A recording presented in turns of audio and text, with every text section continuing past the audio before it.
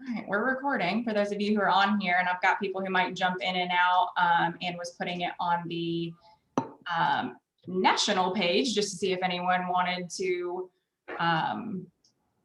jump in. So Jeremy, we're gonna run through with you. People will come in and out and just learn a little bit about you. Who is, let's see, we have 3 people here. I don't know, oh, a couple people here I don't know. So you guys welcome to unmute yourself, jump in and ask questions. Jeremy, I would assume based on what I know of you, you'd prefer questions out loud rather than in the chat box. You like the energy of the real life questions? Always love some energy, but I do have the chat box up and running just in case. So cool. All right, good deal. Well, we'll go ahead and get started and kind of take it from there. So we had sent a couple questions just to talk a little bit about, you know, where you started. So can you start us off there? How did you get into real estate? What's this looked like for you? Just tell us a little bit about the background here. very cool. Well, before real estate, I was a professional baseball player, and they eventually told me I wasn't good enough to play anymore. So I had to find a second profession. I actually joined as a sales advisor to a builder in the area to kind of learn about real estate. I had bought a house with them, and they said, "Hey, you seem like a decent personality. You want to, come sell some houses with us?" And I was like, "I know nothing about housing." So I actually kind of took a step back, and they wanted me to be an immediate salesperson, but I also wanted to learn how to build. So I kind of was also walking around as a superintendent, helping out project managers in the neighborhood to learn how to build homes. And the reason being is I really wanted to be knowledgeable from day one about, what it meant to be in the world of real estate, and also what it meant to see a house being built from the ground up, like learning about footers, framings, what it meant to do a drywall walk and so on and such from every single angle. And so that's helped me throughout my career when I started there. After that, I was there for 2.5 years. I had my second kid. And after missing an entire soccer season, I realized that even though I was making great money on site, that it wasn't worth my weekends to be out there every Saturday and Sunday. I can't tell you how many times it was Saturday at 6 o'clock closing time, 5:45, somebody rolls in and says, "I want to write a contract, on a house." And I'd be there till 8 or 9 o'clock at night. Phenomenal, for selling a house, yay, but I missed a lot of family time. And so I ended up interviewing with somebody that myself and Megan on this have worked with, which is Matt Perry. And it was probably my best decision going into residential real estate, was actually learning from Matt Perry. I joined his team and was there for 14 months and sold 38 homes during those 14 months. And I consider those 14 months my master's in real estate, as it really took me through about 5 years of real estate, doing 38 transactions, and what it meant to be a buyer's agent, what it meant to run a team, and what it meant to even have a mentor and a coach. And so without those things, I don't think I would have succeeded in this business. So it was a huge help. And I do appreciate Matt, but I also sit there and say, hey, I was the one that also took a little bit of initiative and was like, hey, I've got to learn from Matt, and I've got to basically replicate his systems. Like, I am not the smartest person in this room right now, I can promise you that. But I know how to run a system, and I know I see things that people do that work, and I say, hey, can we do this in our business? And I take it from there. Absolutely. So how long were you in new construction overall? 2.5 years. Okay. I think we sold in those 2.5 years about 260 homes with them. So it was, like you said, it was a great time to hit the market. It was 2012, so we'd just come out of the recession. Yeah. So you're 8 years or so in total to real estate? Yep. Yeah. I guess my 9th year technically. That's pretty crazy. It feels like it's been a lot longer just because I've known you for so long. A lot going on for you. So how did you said you connected with Matt, how did you make that connection? And did you consider up front whether to just go into it on your own in residential or join a team, or how did that connection happen? I was super hesitant because much of us on this page, I mean, at that time, I guess I was about 32 years old, and I had no idea really what general brokerage meant, how to like run a business on an individual side. And so I was actually interviewing for Garmin Homes to be a sales manager over there, and Devin Perry, Got it. his wife, was my interviewee. And she, after the interview, goes, "You're not going to work for Garmin Homes. You're going to work for my husband. So you need to go Yeah. meet him at Panera in a couple of days." And I went there, and I will tell you guys this. I wish I could see your faces, but I just said that. Turn cameras on. Give you some energy. yeah, I will tell you that one of the craziest things, if you are interviewing somebody, Matt sat there and had a good conversation with me, and he asked, like, how far would you go, like, to make money slash support your family in the world of real estate? And I said, I'd do anything. And he said, would you walk around Panera and talk to random strangers and ask them if they're willing to buy or sell real estate? And I said, yeah. And he's like, go do it. So like that day, literally kind of as a part of being introduced to Matt, like, and kind of showing him what I was made of. Like I literally walked up to people, and I remember there was two young girls that were eating lunch there, and all I could think about is I'm going to be this creepy like white dude that's walking up to them, and they're like, who the hell is this guy? And like that's exactly how they treated me. But I said, hey, are you guys looking to buy or sell or invest in real estate?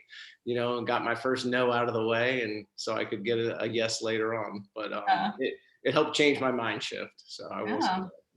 That's awesome. So you were in new construction a couple of years. You were on a team for a little while. What made you decide to do your own thing? I think it was honestly at that time, Matt was still growing his own team and trying to figure out where he fit. He had come from Ashley Wilson's team, so he was following her mold. And I'd kind of outgrown it, at that time, the buyer agent role. I think it was March or late February, and I had already provided 6 listings like since January 1st to him, and he was like, "Hey man, like I appreciate all you're doing, but like at this point, you're giving away thousands of dollars to me as a buyer's agent." And he was like, "I don't see a role for you," like, because he had his number one, which was Mallory at that time, and still is, I hope, because she's literally the best agent in the entire world. And at the end of the day, like he couldn't think big enough to keep us all in his world, which was okay. It was something that he's learned and we've talked about many times over the years. But he basically pushed me out of the nest and said, "Hey, you're ready to start your own team. I think you need to find an admin and then kind of go from there." And I will Yeah. tell you, my first transaction, I tried to do by myself for 10 seconds and realized I actually don't know how to do paperwork because Megan was doing all my paperwork at that time. And Someone was so always there, yeah, right? I Yeah. immediately hired Cathy, who is the greatest decision I've Awesome. ever had in real estate. So Yeah. So you started your team and your team, you went solo and you hired an admin. What were some of those biggest differences up front in being solo? And remember, those of you on the call, welcome to use chatter and mute yourself and ask questions as we go. But what were some of those biggest differences in the beginning? um, I don't think it was like fully like real estate legal being full disclosure, but like I actually started Cathy on a per transaction basis.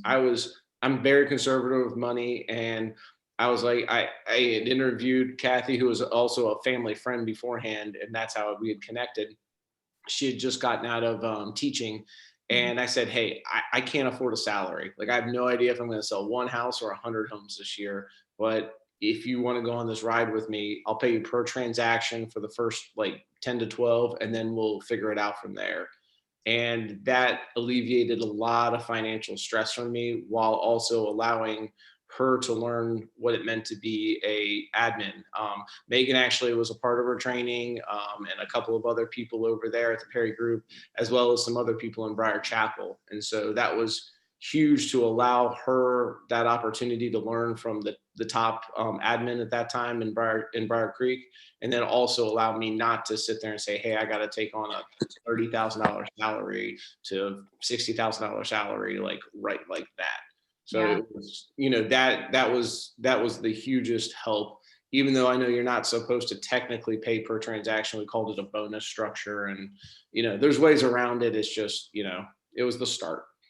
But you figured out what worked for you. You weren't ready for that, 30, 40 something thousand a year salary, and you knew you needed help. And I feel like the words that Cathy used was, he hunted me down. Didn't you bug her for like months to try and get her to come work with you?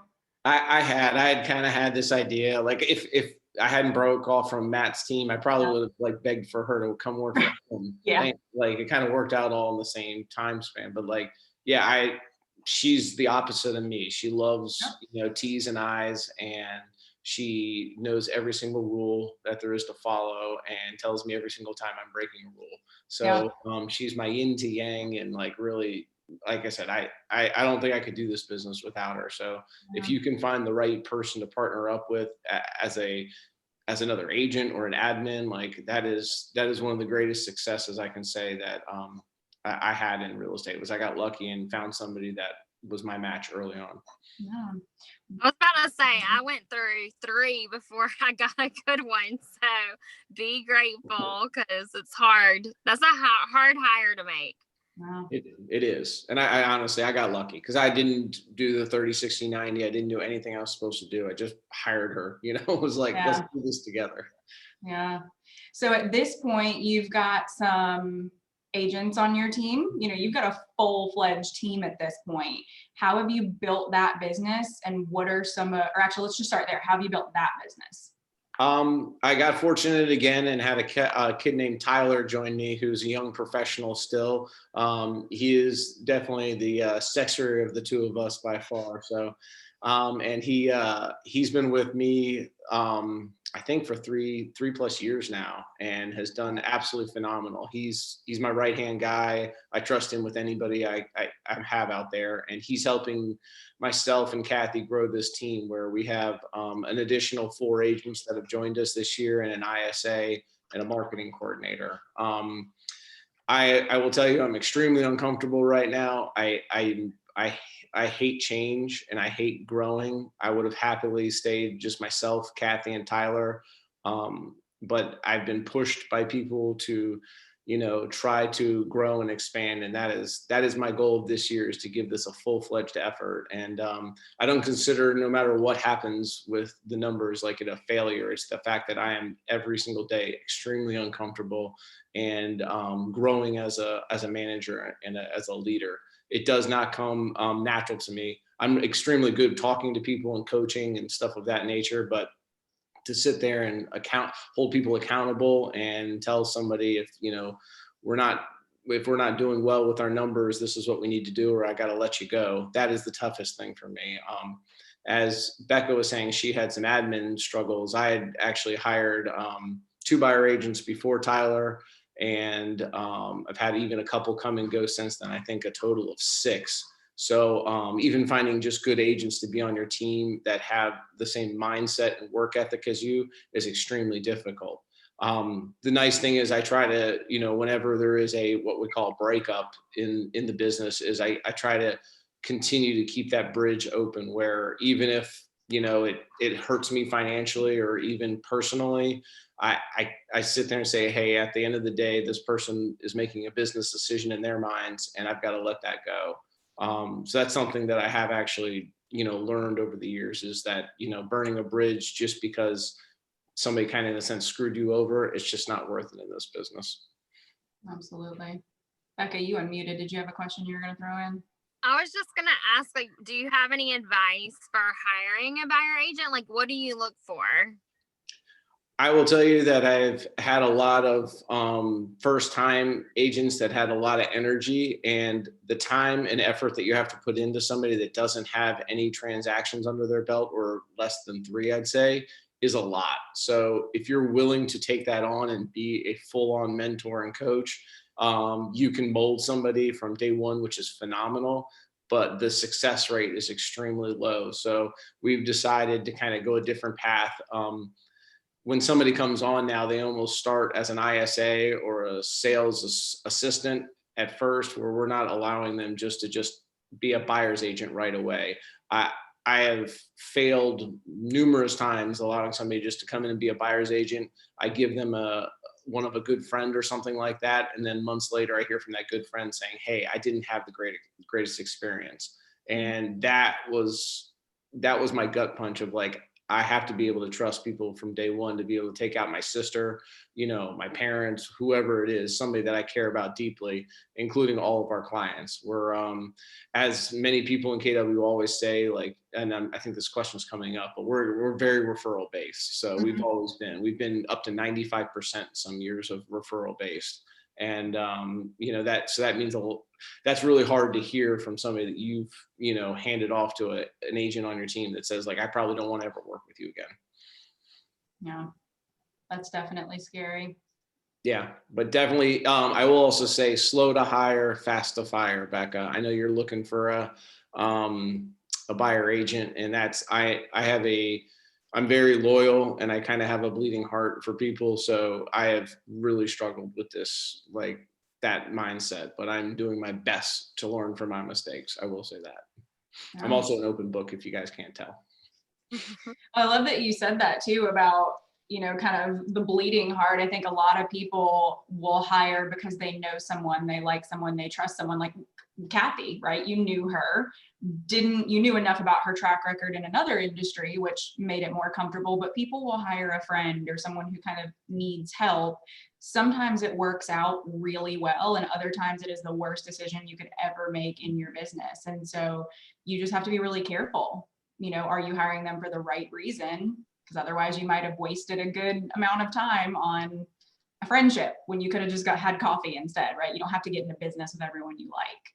So 100%. And also finding out their motivators is a huge thing too. So yeah. my best friend just got his license out of nowhere, and he was like, should I join your team? And like, he doesn't want to work ever. So I'm like, I don't know, man. Like, Thanks. like you drink a lot of beer during the week. Like, let's see where you go first, and then we'll have a conversation. That's where we use profit share instead. Join the company. I don't know about the team yet, right? There's your opportunity. Right. Awesome. So anyone, before I keep asking questions, anybody else have questions that have come up yet? And thank you for those of you who could turn your camera on. I know some of you in the car are in the car, so I understand. Anybody got questions? I think for me, oh, go ahead, Becca. Yeah, Spencer. Yeah. I think for me, I would just be curious what you would tell someone who's in their first year in their career. Like, what would be that one thing that you wish you would have done if you could go back in time? If I could go back in time, I would say I probably have given away more business than I want to disclose, and it's because I didn't have systems from day one. I will tell you, Keller Williams for years has always trained at, hey, go find the business first and then create the systems. Like, they want you to be busy and have business before sitting there and having everything like perfectly ready for, your first clients and so on and such.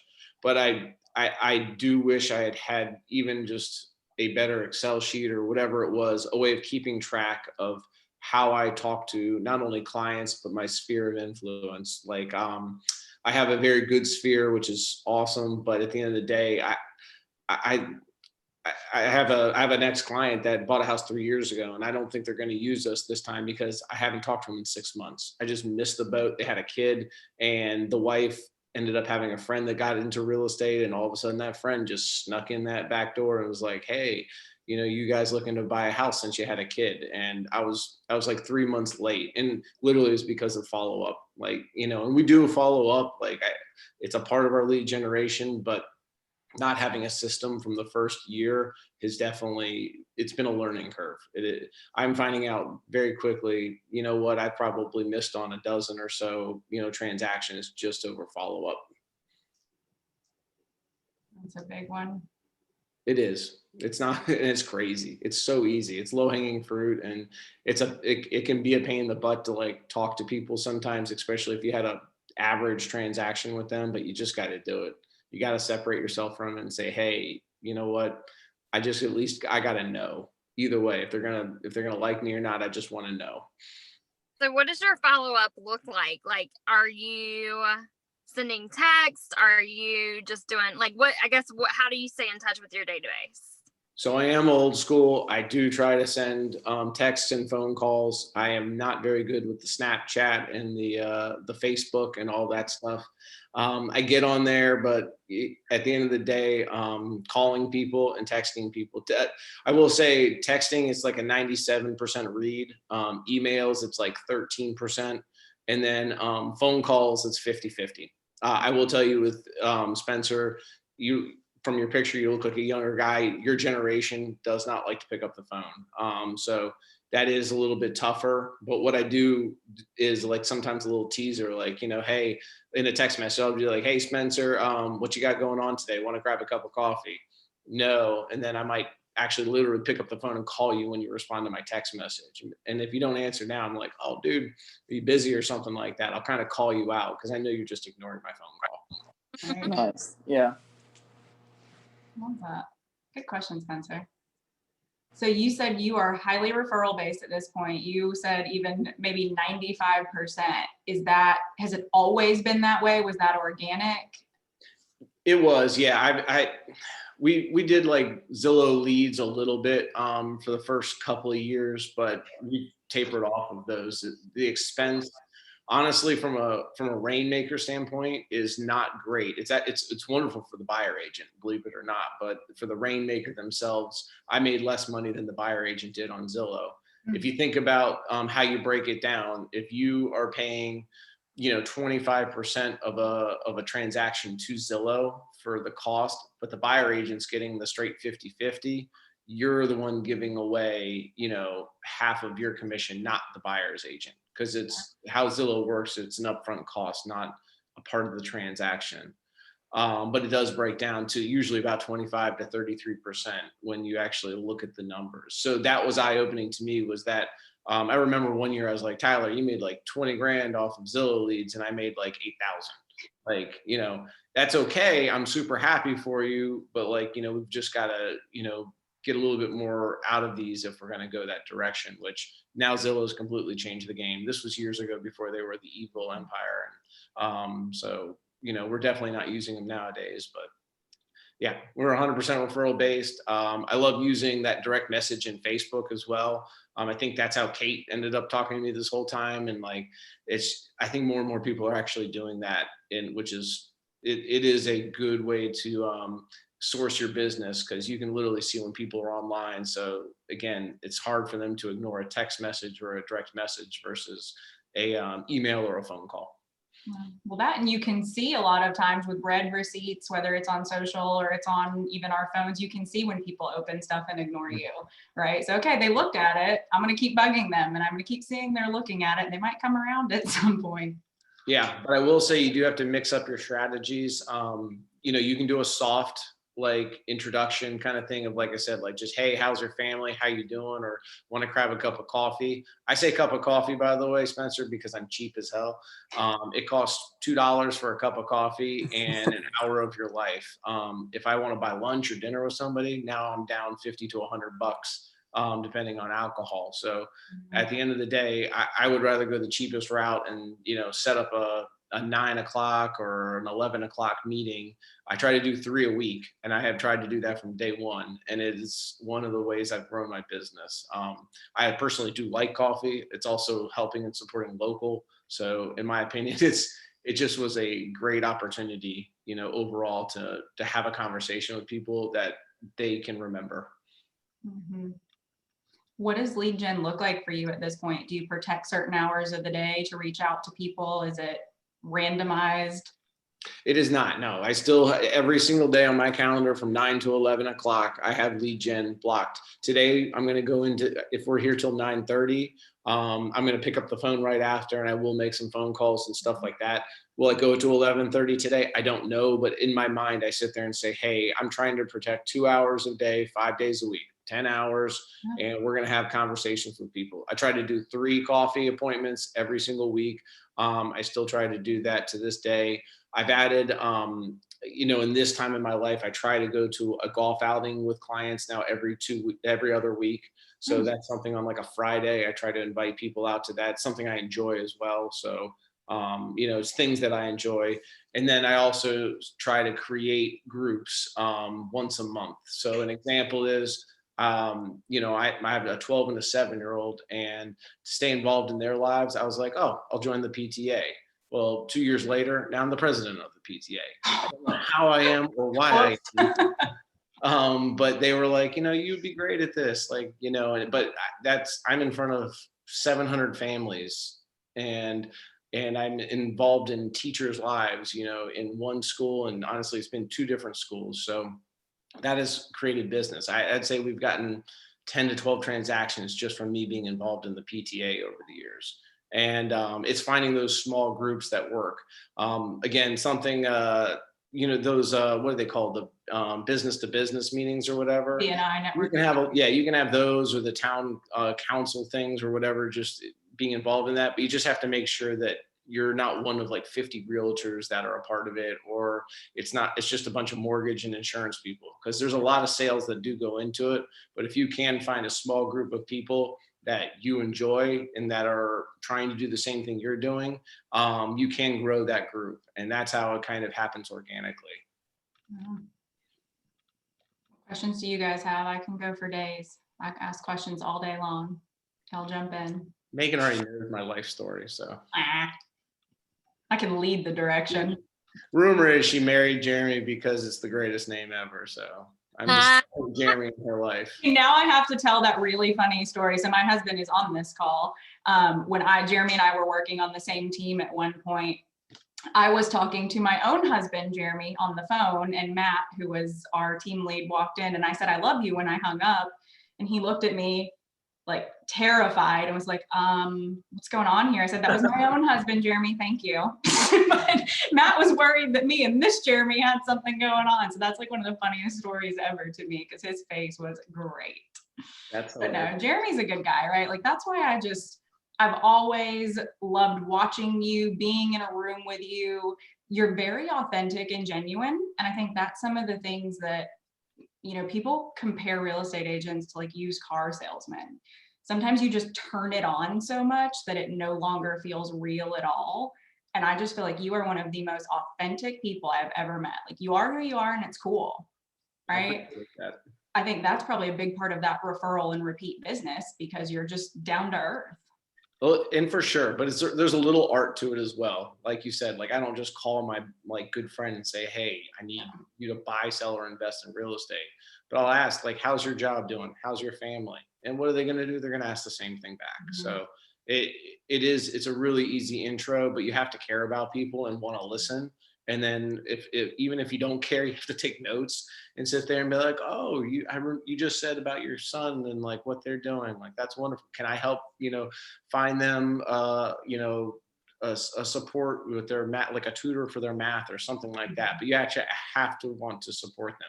We're like the glue in an area where real estate agents, like, we do sell homes, but people come to me for everything. Like, if it's a mover, an HVAC person, a contractor, for coaching in sports, because they know about that background. Like, I will help anybody that text messages me. Becca texted me about doing this, and I was like, sure thing. Like, it's taking advantage of the people that you know and sitting there and saying, like, all right, how can I support them? And in turn, 50% of them should support me back. Like, it's a numbers game. Not everybody will. Life is not fair, but at the end of the day, if you put yourself out there enough, you're going to have some people that say, you know what, that's a genuinely nice guy. Let's support him. Or, hey, he really knows his numbers. Let's support him. When you have those people who maybe you expected to work with you and they end up not working with you, or those days or weeks where it's just like, this sucks. Everyone I've talked to recently has been rude. Things are terrible. The market's weird. How do you keep yourself motivated? How do you keep your mind set up for stuff like that? That it's right now is the perfect time to ask that question. COVID is tough on people. I can't tell you how. First of all, when you're selling or buying a house in this market, either way, it's a huge transaction, and you see the worst of people. So I've gone in there saying, hey, I know this person really well. I'm going to see the absolute worst of them in this process, but I'm going to love on them, and I'm not going to take anything personal. Like they're going to sit there and complain and argue and be so upset that they have to fix a nail pop in their house. But at the end of the day, we're going to take care of it together and we're going to support them. To keep me positive and motivated, honestly, I sit there and I have friends and family that I make sure that I carve out time to sit there and say, you know what, I need to pick me up today. If it's a Wednesday and it's having a cup of coffee with Tyler outside because I haven't seen him in 2 weeks because of COVID, that's what I'm going to do. And that's important to me. And I make sure I take advantage of that. So, you know, it is finding the positives in every single day. Heck, Patrick over there just joined us. He was texting on my Facebook feed. I posted me hitting a home run against NC State years and years ago. And it was just a great memory. And then to see all these state people squirm was phenomenal to me. So, you know, that brought me a lot of joy to see the state people in agony, which is, you know, very fun. Yeah, you just had to bring that up. I appreciate it, man. Anytime. Hey, Patrick, welcome in. Any questions from you? We've been asking a ton, but anything you're dying to talk to Jeremy about? Hey, everybody. Sorry, I accidentally scheduled a client meeting this morning and was super pissed at myself. That's what when my assistant goes on maternity leave, this is what happens when I'm get unorganized. No, I had some thoughts and then literally just got out of that meeting and hopped in the car and wanted to try to catch the tail end of this because I didn't know how long it was going to last. But as the questions come up, I'll be happy to ask. So I'll let you guys keep chatting. Yeah. All right. Who else has questions right now? Based on all the stuff you've heard from Jeremy, what questions is it bringing up for you? I kind of going back to the buyer agent conversation. If you help somebody buy a house 4 years ago and they're ready to sell, what does that conversation look like with your client about handing them off to a buyer's agent? I do take a little different approach. I think it depends on where you are in your business. Like Becca, who is just hiring a buyer agent over here, she's going to stay involved with that person because there's going to be a trust thing of like, hey, do I really trust this new person I've just hired to handle this good friend of mine? And so I constantly battle with that because, like I said, I really do care about people during the process. And I personally, this is one of my drunk monkeys about like growth, is that I do want to be involved in almost every transaction in one way, shape, or form. So something that I've done with some of my newer agents, I have a guy named Seth who is phenomenal. He's going to be great in this business, but he's 20 years old, like super young. So he doesn't have a lot of life experience. He handles basically, if we get a 25-year-old or below like client, like I'm like, hey, this is the guy because he's talking their lingo. But I say, hey, can I be on every text message? So what we do is we create a group chat. And so that's my way of handing it off. I'm also there for the buyer consultation because until he gets about like 10 transactions under his belt, he's just going to be young. He's going to be immature. He's going to struggle to say certain things that make sense, and he doesn't have enough life experience. And so me as the team leader, I could sit there and say, all right, I'll push it all off on him and just let him go, succeed or fail, or I can be a part of it and give a little extra effort. So I do still go to the buyer consults for him while he's learning this and have those conversations with people. But then during that consult, I'm sitting there saying, hey, Seth's going to be taking you out. Seth's going to be doing this. Seth's going to be doing that. And what I'll be is the background. I'll be sitting there checking the analytics. When he has a question, he's going to be texting me. Hey, we'll be on a group chat. If you guys have a question for me, you can always text me as well. And it makes an easier transition. I'm still a little bit too involved probably, but at the end of the day, it makes me comfortable. And again, over time, I hope I grow out of it where I don't have to worry about it. But, you know, again, it's per person and per transaction sometimes with your buyer's agents as they're getting up and running. And even yourselves, like, you know, Spencer, if you're a single agent and an individual and you're sitting there saying, you know what, like, I don't have that person to hand off. Well, it's also like talk to Becca and have a mentor. And if you're struggling, say, hey, Becca, can you come to this buyer consult with me? I just haven't run enough. I'm a little nervous about the questions. They said they have spoken to state employees credit union. What does that mean? Like, what does that mortgage look like? And so on and stuff. It's really like we are a family here. And that's what I constantly, there's a reason I've stayed with KW for most of my career is because of that I would feel comfortable saying, hey, Becca, can you come help me out? And knowing that she would, if she's available, she would be there for me. And you can't say that about every other place you're ever going to work. And so, and the people on here, I mean, like I said, I had a transaction with Patrick, gosh, it's been 3 years ago. And yet we still have conversations off and on. And I love to stay a part of his life as much as he stays a part of mine.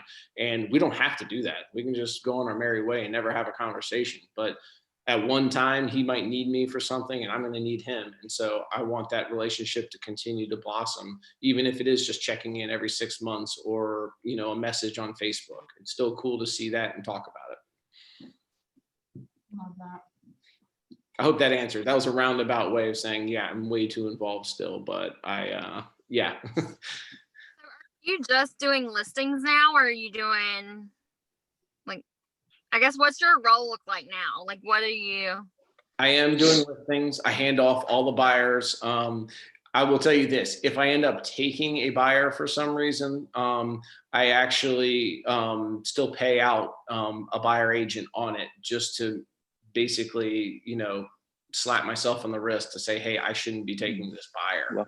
I like that. So it's a reminder financially that that's not my role. So I really don't do it very often, but every now and then, like I'll be doing a consult for, let's say, Tyler while he is out showing some homes on a Saturday, which I don't love to do, but like every now and then you just have to do things if you're going to work hard, especially in this business.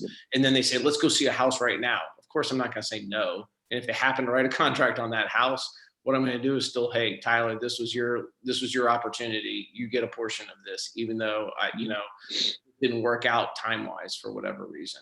So, listing and coaching and supporting is what I want to do. At the end of the day, though, as you grow your business, I don't think there's any perfect route. I'm also, like I said, I'm not the best manager in the world. This is, by all means, I think there's a lot of other people on this call that will be a heck of a lot better than me when it comes down to being a rainmaker. But I do know that I have a team that I care about deeply. And I've also had great retention because of that, because I care about them and they know that. And that's why I can ask. Okay, my bad. So referrals too, because you do care about people. And I think that's so important right now. Like, people want to know you care about them at the end of the day, and that's going to attract more business to you. So I admire that. Yes. Sorry. Patrick, what were you about to say? Hey, Becca, that was my bad. I was jumping on you. I didn't realize you had more there. So you might have already talked about this, but have you guys talked about like morning routine stuff at all? We talked about how I do lead gen, 9 to 11. So that is my goal. Like today is 9:09. So I've gone over that time right now. So I will try to go to 11:30 today. I know I have an appointment at 11 o'clock, so it's probably not going to happen. But I was telling them, I try to lead gen. I try to reach out to people. You know what?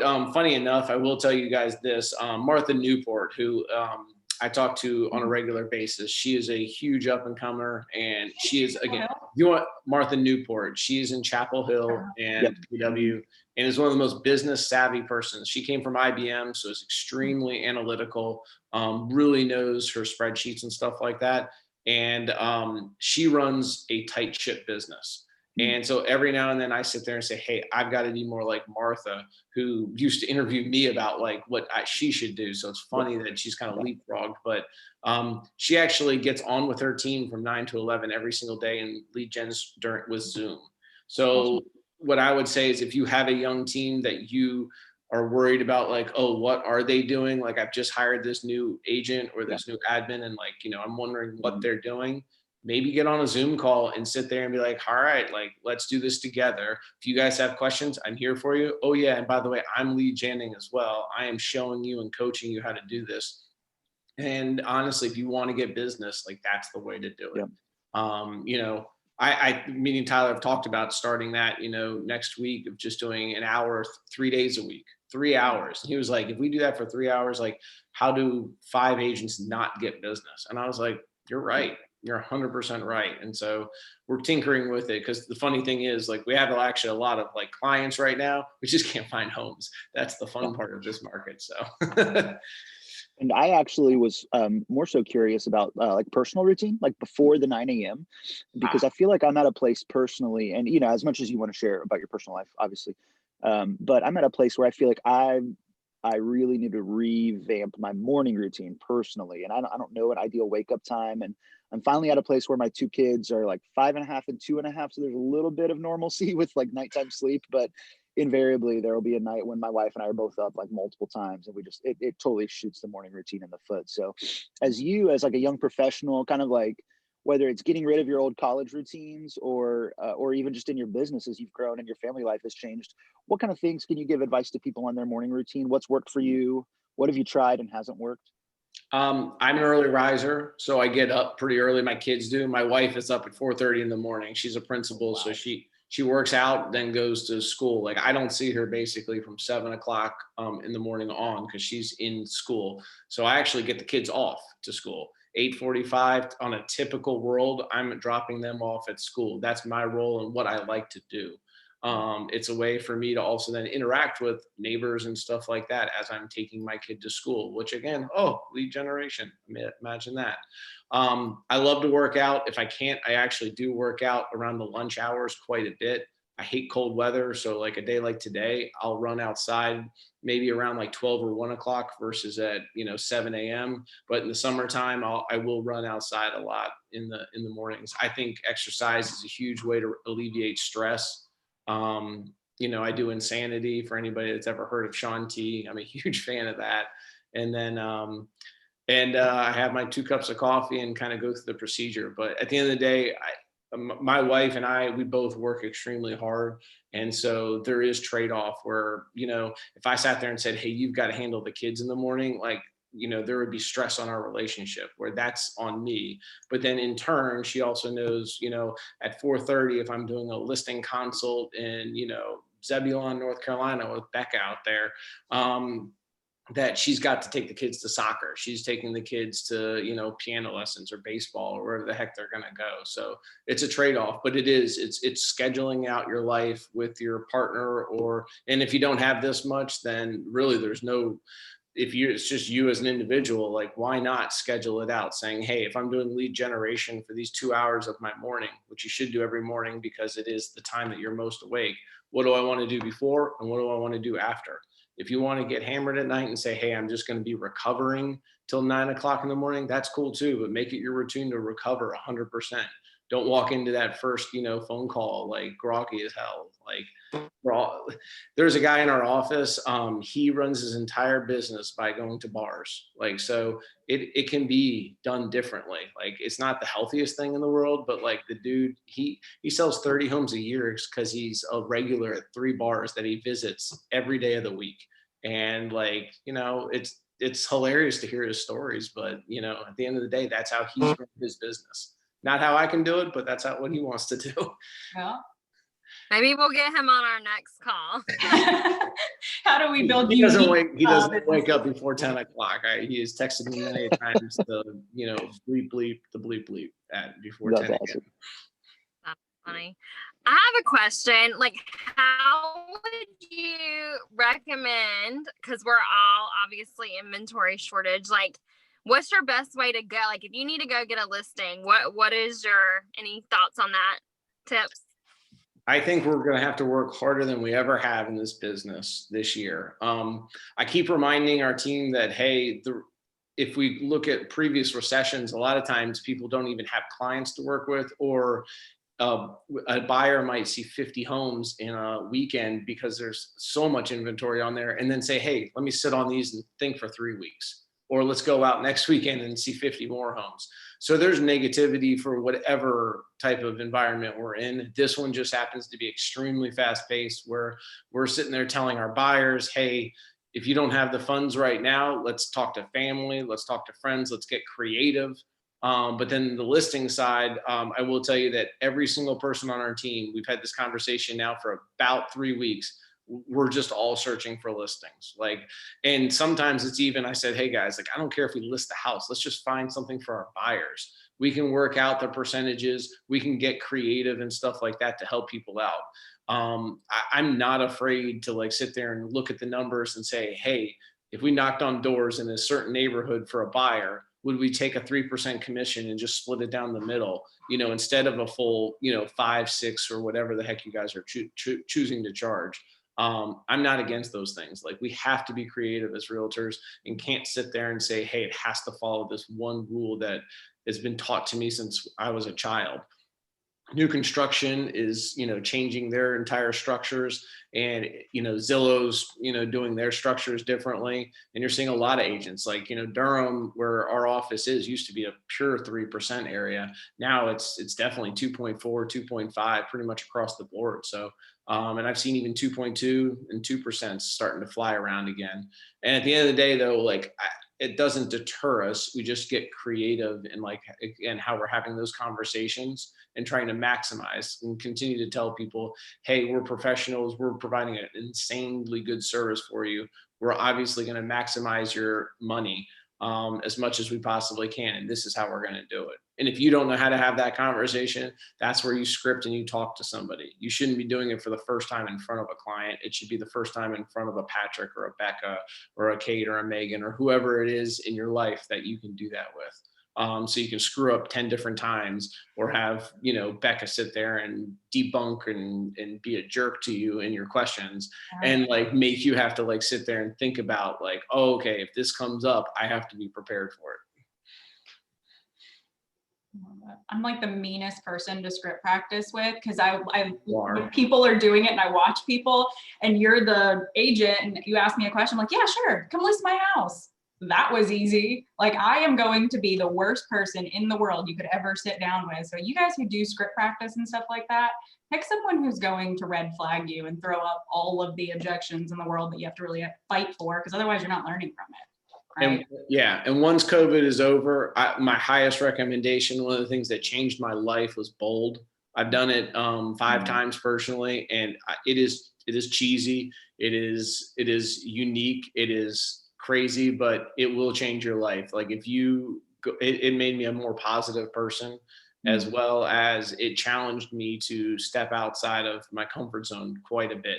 And I know it did that for Megan as well. Like, she grew a ton. I've seen her in a couple of bolds, and she takes full advantage of them, where even sometimes I've been in and out of it depending on the place in my career. But I really, really, really encourage, if you guys have never done a bold before, it is worth it. I don't know how it's done in this world right now. I don't think it would be as productive, but, when you're in person and you're doing scripts and you're being put on the spot, it is extremely powerful. And it is, like I said, it has made me a much more positive person in my life. I used to be a lot more pessimistic, and probably still am, like, mentally, but, like, it does not show. There's my book plug. Are you going to family reunion this year? I am. I did the what was the other one in Austin or whatever that was? Mega Camp. Mega Camp. I didn't do great at Mega Camp. I was in and out of it. It was a lot of, like, listening. I love family reunion because it's breakout sessions, and so I've seen all the classes, and I'm excited for that. Honestly, guys, it is tough. It's just another Zoom meeting, a Zoom call. It's not easy. I'm going to force myself to do it. But I know it's for the better. Like, I'm going to try my best to be a part of it as much as I possibly can.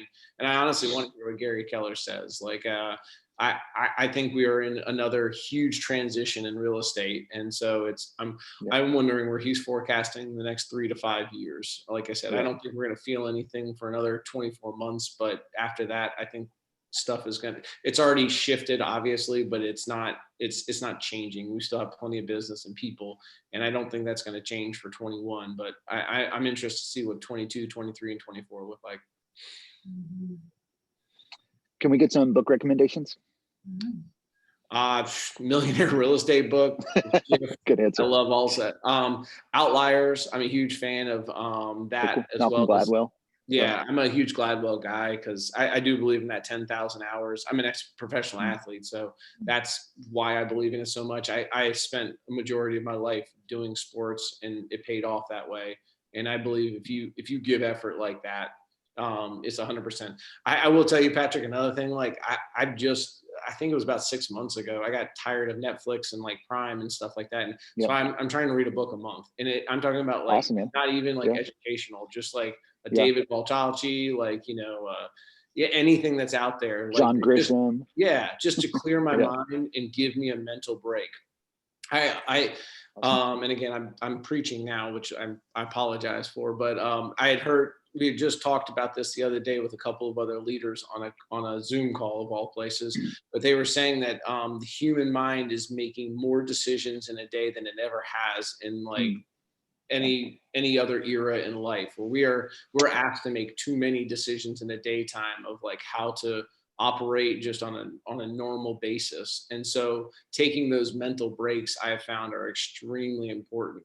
Like I said, you talk about like a day to day of what I do.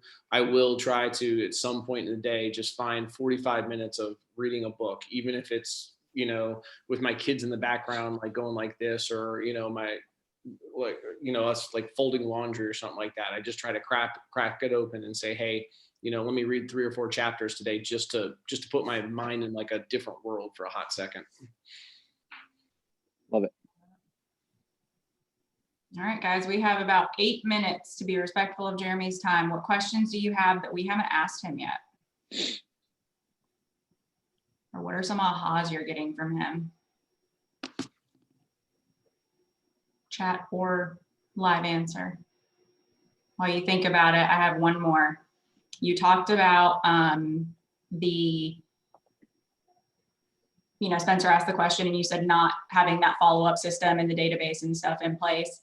Outside of that, what would you say that your biggest fail forward was in your real estate career? It's the biggest mistake or fail forward, what you learned from it? It's hiring the right people. Like I got lucky, I really did with Cathy, but like I said, I've hired and fired, I think 6 other buyer agents, and or they've quit our team, and pursued individuals. And so I had to learn what it meant to retain somebody that was worthwhile being retained, but also what it looked like to be a manager and a coach. So I continually fail forward with that. And I think anybody that's, open with themselves, like including an Ashley Wilson or a Matt Perry or a Ginger Vereen, like they'll all say that they've done that. And they continually do. Peter Keim up there, like everybody is failing forward with trying to grow their teams as best as possible and stay ahead of the curve in real estate. At the end of the day, like you do have to challenge yourself. And if you're like, man, I am happy and comfortable, I'm selling my $12 million of real estate, and like, I'm running the world right now in my little world. It's like, that's wonderful. But that means, 12 months from now, you might be left behind in the dust. And so it's like, force yourself to be uncomfortable. There's too many agents, I think, out there that just settle. And it is a lot better to be uncomfortable for a time span and say, all right, I've learned from that. And even if it pulls you back, like if I had my team of Tyler, Cathy, and myself tomorrow, I would still be as happy as a clam, but I guarantee our procedures would be a heck of a lot better because of what we've learned from the successes and failures of the other hires. Awesome. That's awesome. All right, guys, any questions, comments, feedback? Yeah, Jeremy, I'm interested. A lot of the Zooms and Clubhouse masterminds that I've been on this past few weeks have really been boiling it down to, obviously, we all need to work our database, right? And we all have to have some sort of technology, whether it's social media, website, lead capture type thing. What is that third kind of one thing for you in terms of like, is it open houses? I know you do a lot of client events, which obviously looks different now. So how have you found in your years in the business, what's your one lever that you pull that makes your business unique, that kind of fits your personality and gives you life while not draining you? And it's just a good symbiotic way for you to build your business. Yeah, I think I've mentioned it about 10 times about the coffee. Like I'm a huge advocate. I have 3 cups of coffee a week with 3 different people. It could be an insurance agent, it could be a friend, it could be a past client, whatever that looks like. I do think that grows your business. You're just having conversations and you're growing a network that way. And it's following up with those people as well and staying in touch. It can come from so many different routes, but that I can't tell you how much that's helped my business. Like I did do a ton of open houses, especially as a buyer agent. That was a huge part of my success when I first started.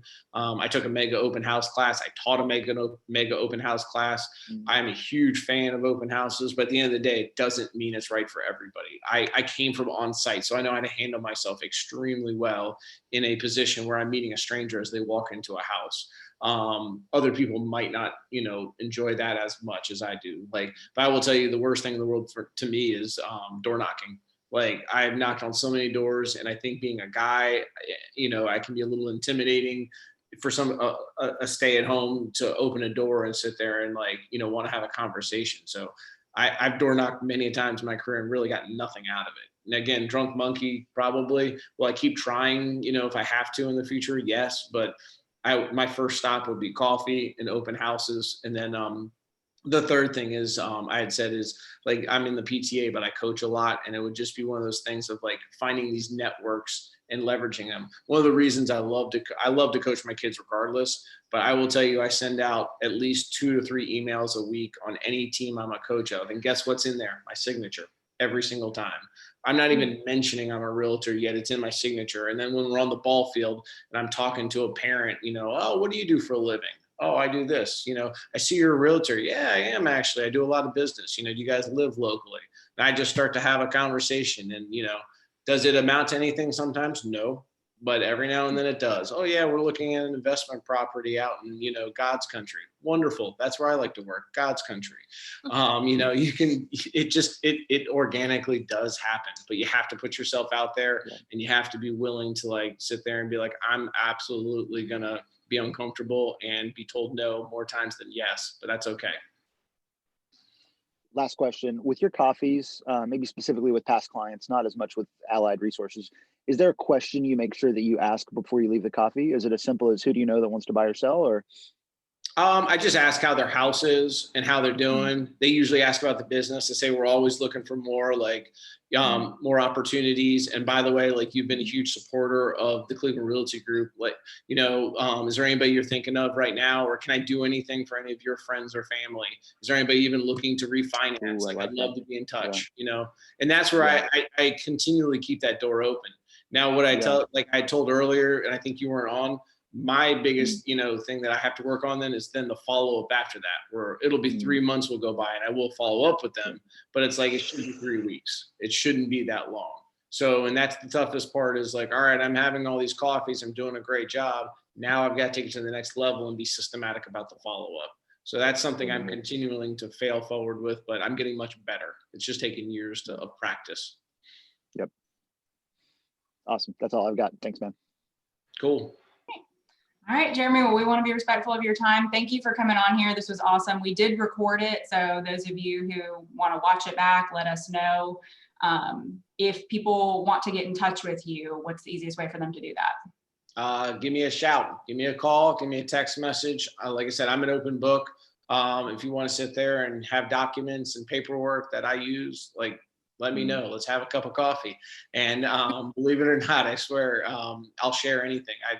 I think most of my documents probably come some way, shape, or form from, Ashley Wilson, who got them from her mentors and so on and such.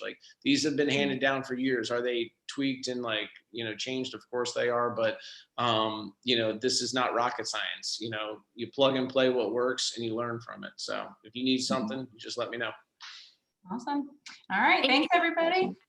Thank you guys for putting this on. This has been really good. You guys are rocking. Have a great day. See everybody. Bye.